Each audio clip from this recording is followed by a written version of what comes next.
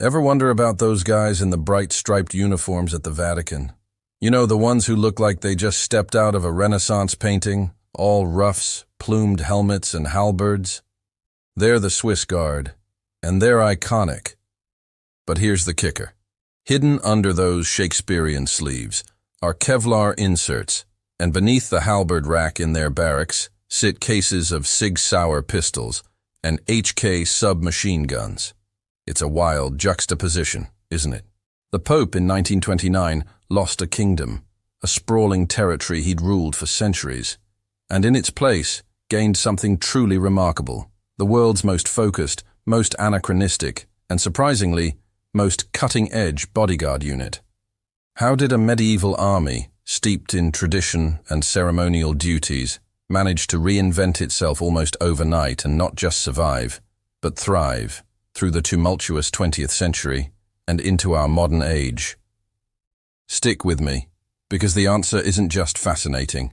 It completely flips everything you thought you knew about the world's smallest state and the guardians of its sovereign. All right, look, I'm not here to sell you Vatican postcards or give you a dry history lesson. My goal today is to unravel a truly compelling story, the story of how the Swiss Guard, faced with what should have been their ultimate obsolescence after the Lateran Treaty, performed an acrobatic pivot that became the ultimate masterclass in staying relevant. Imagine your entire reason for existing suddenly vanishing, your job description changing overnight from soldier to, well, something else entirely. That's what happened to them. We're going to race through 5 centuries in what feels like 5 minutes, hit the brakes in 1929, and then watch this ancient corps sprint from a Renaissance relic to a highly trained counter-assault team. And the best part? They did it all without ever having to doff those famous bloomers. By the time we're done, you'll understand why those bright, eye-catching uniforms aren't just for show. They're actually a form of camouflage, just not the kind that blends in. They hide a profound transformation, a hidden capability, and a legacy that's far more complex and thrilling than any tourist snapshot suggests. Chapter 1. The Day Rome Forgot to Pay the Bill. Let's set the scene. Europe, 1527. It's a turbulent time, a chessboard of empires and ambitions. Emperor Charles V, a man who ruled vast swathes of the continent, found himself in a rather precarious financial situation, broke, to be precise. His army, a motley collection of mercenaries, hadn't seen a paycheck in a while, and as any employer knows, unpaid soldiers are unhappy soldiers. And unhappy unpaid soldiers with swords and pikes. They tend to look for payment elsewhere. Rome, the eternal city, with its glittering churches and wealthy cardinals, must have looked like a giant, tempting ATM. On May 6, 1527, that ATM was breached. 20,000 of Charles V's furious, starving troops smashed through the city walls, unleashing a brutal, chaotic torrent known to history as the Sack of Rome. Most of the papal troops, unprepared for such a ferocious onslaught, scattered like autumn leaves in a gale. But not all of them. A small, resolute band of 189 Swiss Guards, fiercely loyal and bound by an oath, stood their ground. They formed a human wedge, a living shield, on the very steps of St. Peter's Basilica. Their mission was singular, to buy time, precious seconds, for Pope Clement VII to escape. The Pope, a man of God but also a sovereign, fled down the Passetto di Borgo, a hidden, fortified wall walk that snaked above the city streets, leading directly to the impenetrable Castel Sant'Angelo. It was a desperate dash for survival, a moment of profound vulnerability for the leader of the Catholic Church. Within hours, the cost of that bravery was tallied. 147 of those 189 Swiss Guards lay dead, their bright uniforms stained with blood on the very ground they swore to protect. That last stand, that tragic, heroic sacrifice, didn't just save a pope, it forged the Guards' origin myth. It became the bedrock of their identity, a story whispered from recruit to recruit, loyalty unto blood. For 4 long centuries after that day, every new recruit on May 6th swore the very same oath, a solemn promise echoing through the centuries. Even today, tourists, perhaps unknowingly, lay flowers on that hallowed spot, paying tribute to a moment of supreme courage. But here's the thing about oaths. An oath needs a state to defend. And in 1870, that state, the Papal States, disappeared. Just like that. Chapter 2. The Prisoner in the Vatican. The unification of Italy wasn't a gentle stroll. It was a relentless, unstoppable force, rolling south like a steamroller, crushing centuries of independent states and local loyalties in its path. On September 20th, 1870, the breaching cannons of the Italian army opened a gaping hole in the Porta Pia, one of Rome's ancient gates. With that breach, the Papal States, the temporal kingdom that the popes had ruled for over 1,000 years, simply evaporated. Overnight, the Swiss Guard, who had once served as frontier garrisons, defending borders and maintaining order across central Italy, found their role drastically diminished. They went from being soldiers to, effectively, ceremonial doormen. The popes, unwilling to recognize the legitimacy of this new, secular Italy that had stripped them of their temporal power, retreated. They barricaded themselves inside the ancient Leonine walls, the fortifications surrounding the Vatican, famously declaring themselves prisoners of the Vatican. This wasn't just a political statement. It was a profound act of defiance, a refusal to acknowledge the new reality. Diplomatic fiction, a delicate dance of non-recognition, kept the keys turning. But the Guards' muskets, once symbols of martial might, began to collect dust. While the rest of Europe was industrializing, innovating, and embracing modern warfare, the Swiss Guard found themselves in a curious time capsule, their primary function reduced to guarding empty corridors and mounting purely symbolic sentries. It wasn't just the Swiss Guard either.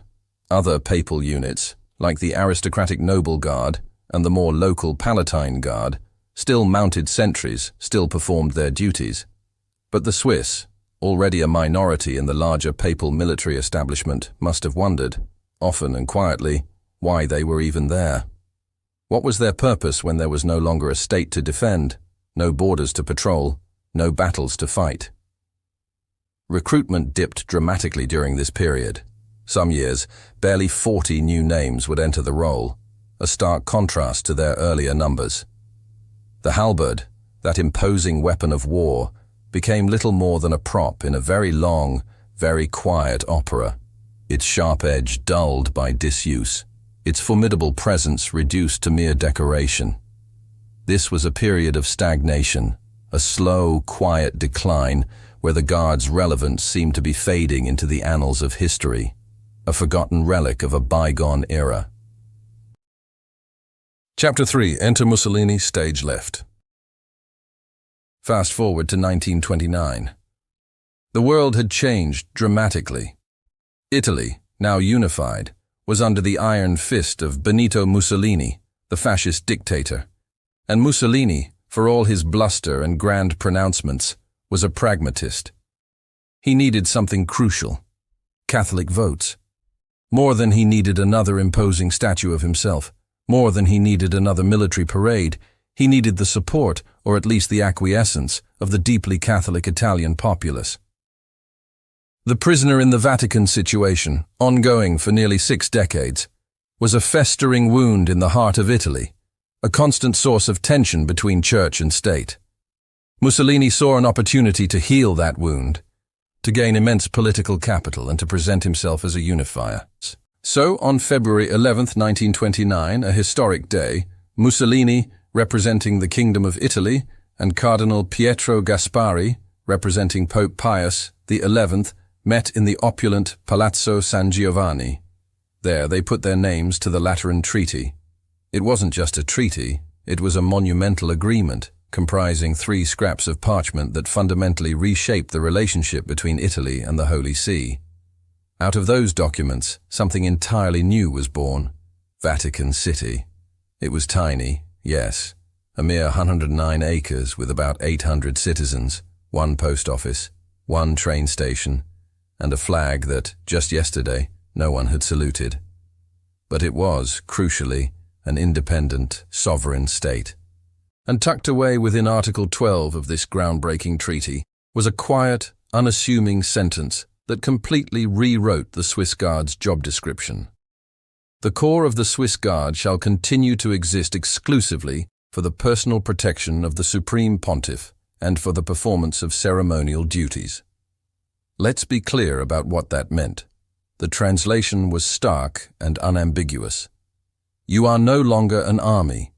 You are no longer defenders of a vast territory. You are now effectively a Praetorian detail, a highly specialized bodyguard unit with a license to look incredibly fancy. This shift had immediate practical consequences. All those mundane public order headaches, the traffic tickets, the occasional pickpockets preying on pilgrims, the throngs of lost tourists asking for directions, these responsibilities shifted entirely. They were now the domain of a brand new entity, the Papal Gendarmerie Corps, a modern police force tasked with maintaining law and order within the newly formed Vatican City state. This clear division of labor, a direct result of the treaty, allowed the Swiss Guard to narrow its focus dramatically. They shrugged, perhaps sharpened their halberds a little, and waited. They waited for someone, anyone, to test these new rules, to see what this streamlined, specialized future truly held for them. The world had given them a new purpose, albeit a very specific one, and they were ready to embrace it, even if it meant a radical departure from their past. Chapter 4. The Great Downsizing. The Lateran Treaty didn't just redraw borders and redefine roles, it initiated a profound bureaucratic gutting within the Vatican's security apparatus. Over the next 41 years, the other papal military units, the Palatine Guard, the Noble Guard, and even the city's civilian militia, were gradually, almost imperceptibly, folded, spindled, or just quietly forgotten. Their roles, once considered vital, became redundant in the compact, sovereign state of Vatican City. The gendarmerie handled the policing, and the Swiss Guard, as per the treaty, handled the Pope's personal protection and ceremonial duties. There simply wasn't a place for multiple, overlapping military forces in such a small state.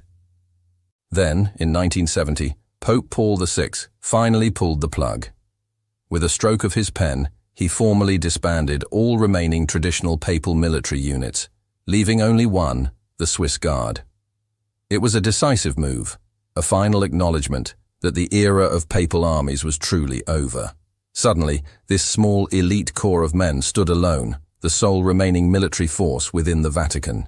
This meant that a mere 135 men, with an average age of just 24, now shouldered an immense and incredibly diverse set of responsibilities.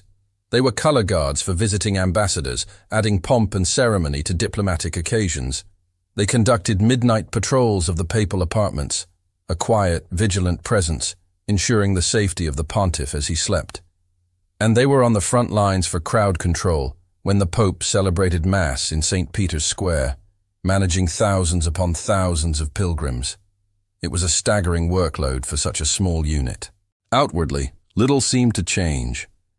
To the millions of pilgrims and tourists flocking to the Vatican, they were still the cute guys in striped tights, instantly recognizable, often posing for selfies.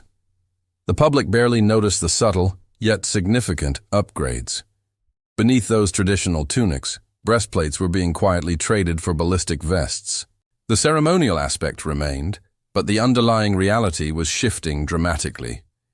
Inside the barracks, away from public view, officers weren't just polishing halberds, they were intensely studying after-action reports from critical security incidents around the world, from the tragic Munich Olympics massacre in 1972 to the 1981 assassination attempt on Ronald Reagan. They knew, with a chilling certainty, that history had one more curveball to throw their way, and they needed to be ready. Chapter 5. The Day the Bullets Came. That curveball arrived on May 13, 1981. St. Peter's Square was, as usual, shoulder to shoulder, a vibrant tapestry of humanity gathered for a general audience with Pope John Paul II. The atmosphere was one of joyous expectation, of spiritual communion. Then, in an instant, it shattered. Mehmet Ali Aca, a Turkish Grey Wolf militant, fired 4 rounds from a 9mm Browning pistol. The crack of gunfire ripped through the square, and Pope John Paul II collapsed, gravely wounded. In the immediate chaos, amidst the screams and the scramble, a crucial detail emerged. The very first body that instinctively moved between the fallen Pope and the gunman was not a Secret Service-style agent, not a heavily armed tactical officer trained specifically for such an event. It was Swiss Guard Franz Bechtiger, and he was unarmed. Why? Because protocol, a relic of a more innocent time, still strictly forbade weapons in the front row of a papal audience. It was a brutal, terrifying illustration of the gap between their ceremonial role and the sudden, violent reality of modern threats. The assassination attempt, thankfully, failed to take the Pope's life, but one bullet stopped a mere inch from the pontiff's spine, leaving him critically injured. The immediate aftermath wasn't just panic. It was a profound reckoning for the Swiss Guard. Their after-action review was, by all accounts, brutal and unflinching. The deficiencies were glaring: no effective radio communications, a firearms policy that left their protective detail defenseless in the very place they were meant to protect, and a complete absence of counter-sniper teams or specialized close protection tactics. The message was clear. Reform had to begin, and it had to begin immediately. And it did. Monday morning. Within a year, the Swiss Guard was utterly transformed. Recruits, who once trained primarily with halberds, were now drilling with 9mm SIG P2-20 pistols, HK MP7 submachine guns, and later, Glock 19s. Their training moved beyond ceremonial parades to intense, modern close protection drills. A plainclothes detachment, a radical departure from their traditional image, began to appear. Guards in jeans, discreet earbuds, and concealed ballistic vests, blending seamlessly with the throngs of pilgrims. The halberd, that enduring symbol, remained for the tourist selfies and the ceremonial occasions. But the Sig Sauer, the Glock, the HK, those stayed for everything else. The attack wasn't just a tragedy. It was the ultimate catalyst for the Swiss Guard's complete metamorphosis into a truly modern, effective protective force. Chapter 6: The Quiet Evolution. Following the harrowing events of 1981, the Swiss Guard embarked on what can only be described as a quiet yet profound evolution. They tripled their classroom hours, transforming their training regimen from a largely ceremonial curriculum into a comprehensive cutting-edge program focused on modern close protection. This wasn't about learning historical formations. It was about mastering contemporary threats. They delved into advanced bodyguarding courses, learning to anticipate threats, manage crowds, and extract principles from dangerous situations. Counter-assault driving became a core component, teaching them how to evade attacks and operate vehicles in high-stress scenarios. Trauma medicine, crucial for any protective detail, ensured they could provide immediate life-saving care in the event of an injury. And with the rise of global terrorism, bomb detection and neutralization techniques became essential skills. The recruitment criteria, already stringent, remained steadfast. Candidates must still be Swiss, Catholic, male, at least 174 centimeters tall, and have completed Swiss military basic training, no exceptions. These requirements are not just historical quirks. They are deeply rooted in the Guard's identity, ensuring a specific cultural and military foundation. But now that foundation is built upon with elite external training. Recruits attend Germany's Bundespolizei Close Protection School, renowned for its rigorous standards, and train with Italy's Carabinieri GIS, one of Europe's premier special intervention units. These partnerships are critical, ensuring the Guard benefits from the latest tactics and technologies employed by top-tier security forces. The barracks themselves, once steeped in purely historical ambiance, began to reflect this modernization. Corridors that were once lined exclusively with oil portraits of 16th century captains now also host arrays of CCTV feeds and biometric scanners, integrating seamlessly into the ancient architecture. Even the famous uniform, the very symbol of their tradition, received a high-tech upgrade. The iconic pleated collar now hides a ballistic collar, discreetly designed to stop a .44 Magnum round. The vibrant colors, so striking to tourists, are not just for show. Few realize that each stripe is subtly woven with Spectra fiber thread, a material known for its exceptional strength and durability. The quiet evolution transformed them from a historical curiosity into a formidable, discreetly modern, protective force. Chapter 7. Numbers You Didn't Expect. Let's talk numbers, because they tell a surprising story. Today, the Swiss Guard fields 135 men. That's not just a random figure. It's exactly the same number of men who defended the steps of St. Peter's back in 1527. It's a powerful echo of their origin myth, a deliberate choice that links their present purpose directly to their heroic past. But these 135 men are now responsible for a far more complex and high-stakes environment. They guard 9 distinct entrances to Vatican City, secure 11 stairwells within the Apostolic Palace, manage access to 1 helipad, and, most critically, protect the single doorway to the papal apartments. Every single one of these points represents a potential vulnerability, a challenge that requires constant vigilance and specialized training. The average length of service for a Swiss Guard is relatively short, around 26 months. This might seem brief, but it reflects a highly motivated, temporary commitment. Despite the demanding nature of the role and its unique constraints, the retention rate is an impressive 94%. Why do so many stay?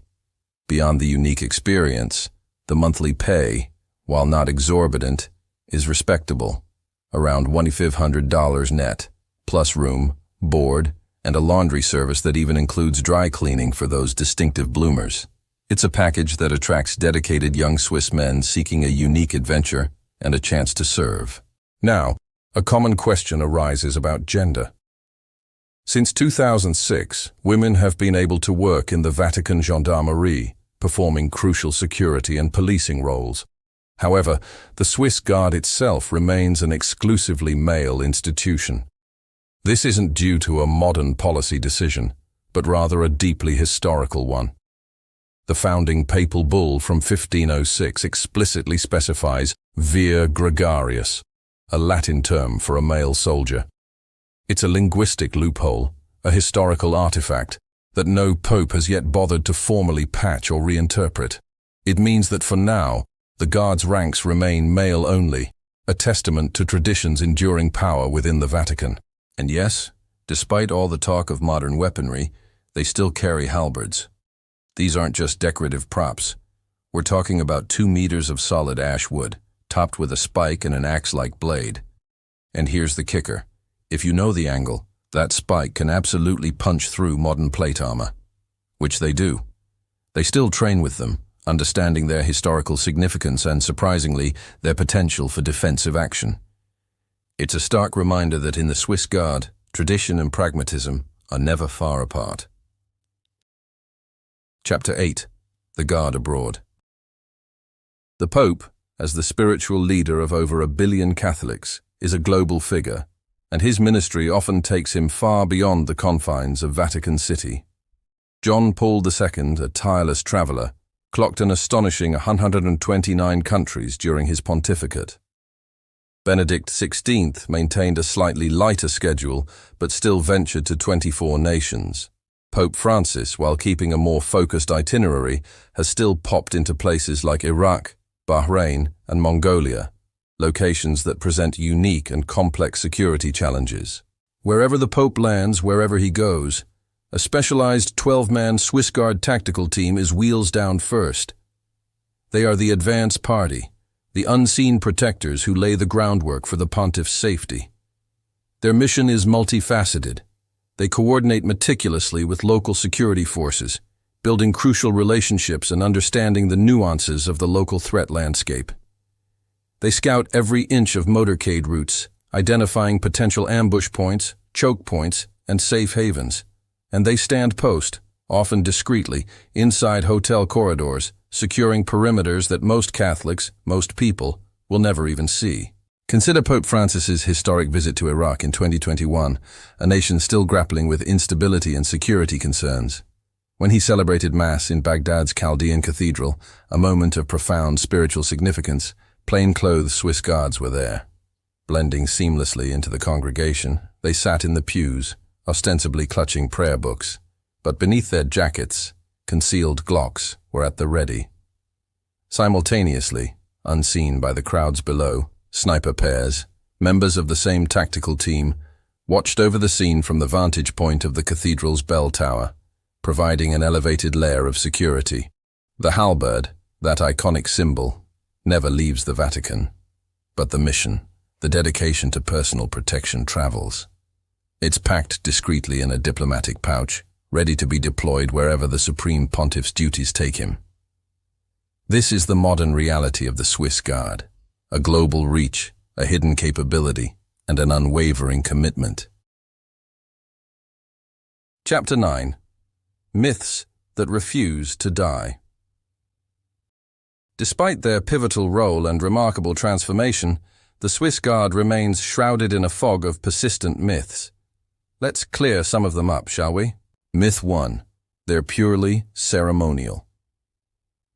This is probably the most enduring misconception. Tell that to the guard who, in 2009, tackled a knife-wielding visitor right inside St. Peter's Basilica. The incident involved a distraught woman who leaped over barricades and lunged at Pope Benedict XVI, knocking him down. A Swiss guard immediately intervened, subduing her and demonstrating that their protective instincts are very much active, even when unarmed. While ceremony is a vital part of their public image, it's a veneer over a highly trained, proactive security force. Myth 2.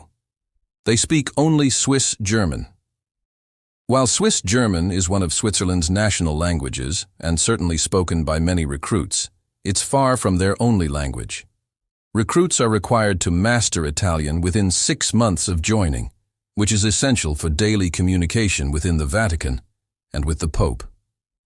Beyond that, many guards proactively pick up Spanish, French, and even Polish, reflecting the diverse origins of the popes and the global nature of the Church. Imagine trying to provide close protection to a pontiff speaking to crowds in multiple languages if you couldn't understand the chatter around you.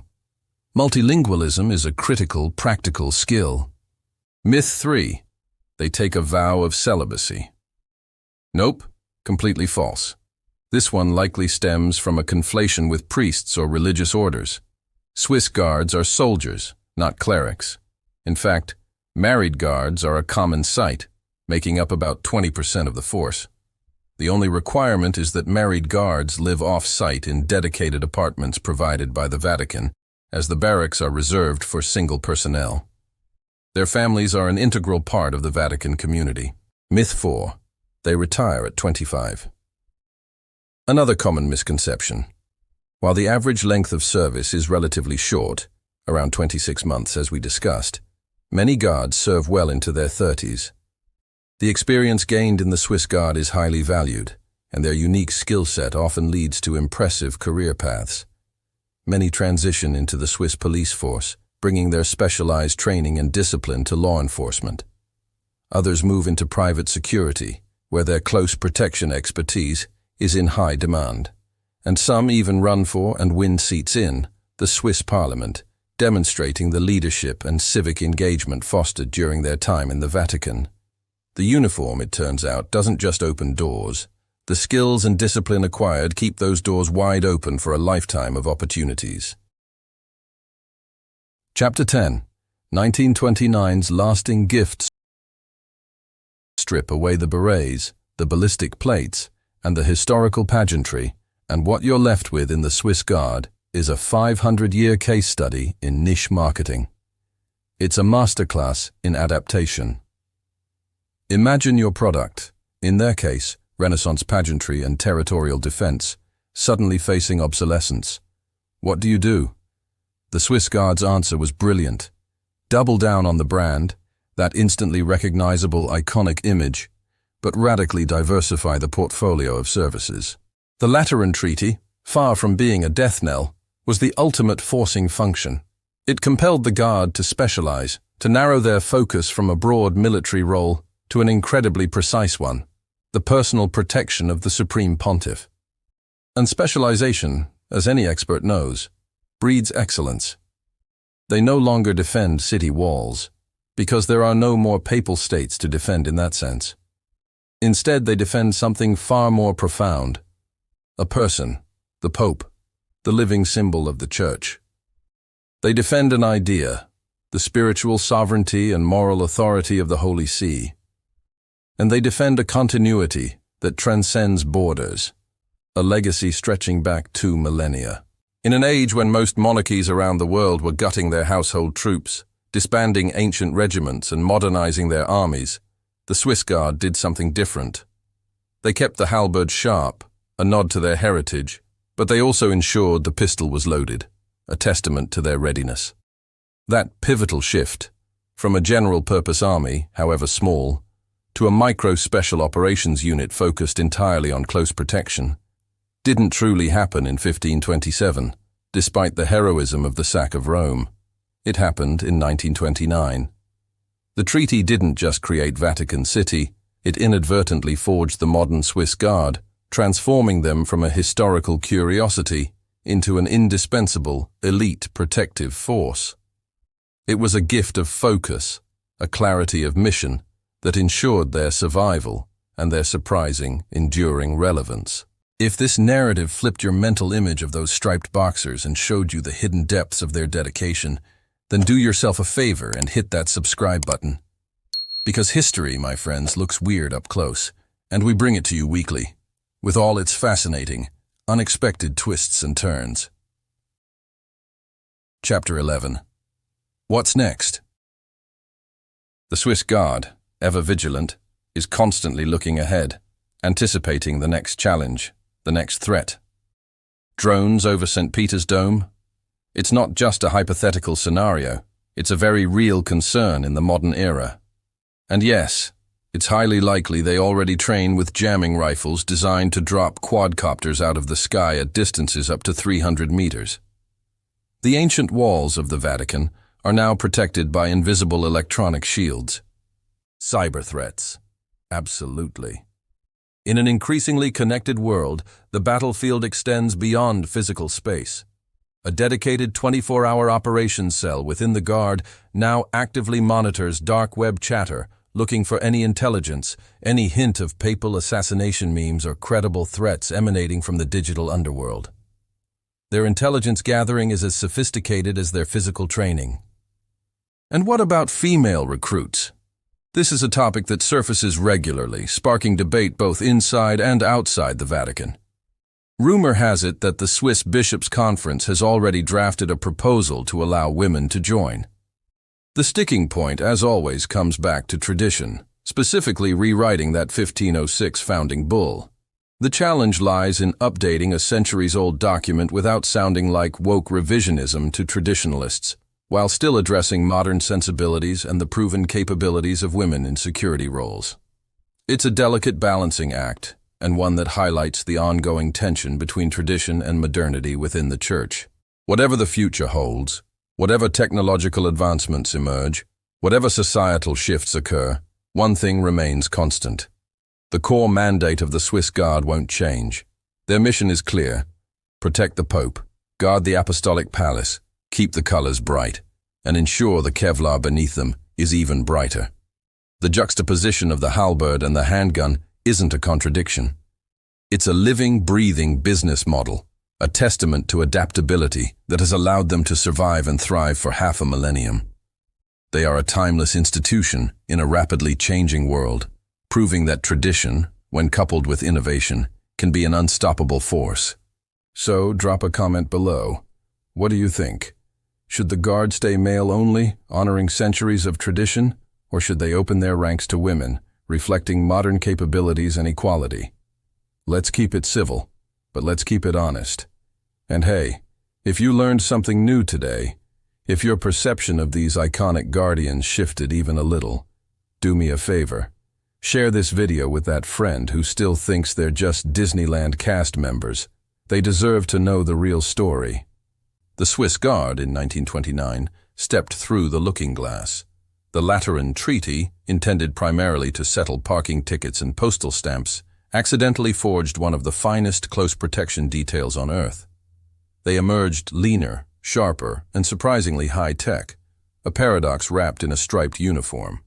They still marched to the stirring sound of fifes on May 6th, honoring their fallen heroes. But they also sprint through kill houses with laser-sighted weapons and night vision goggles, mastering the tactics of modern counter-assault. So, the next time you see those vibrant stripes, those distinctive plumed helmets, remember this. Beneath the lace is Kevlar. Beneath the outward humor is a profound and often bloody history, and beneath the halo of Renaissance fluff beats the highly trained heart of a unit that turned obsolescence into a superpower. The kingdom may have vanished, but the mission, redefined and revitalized, endures.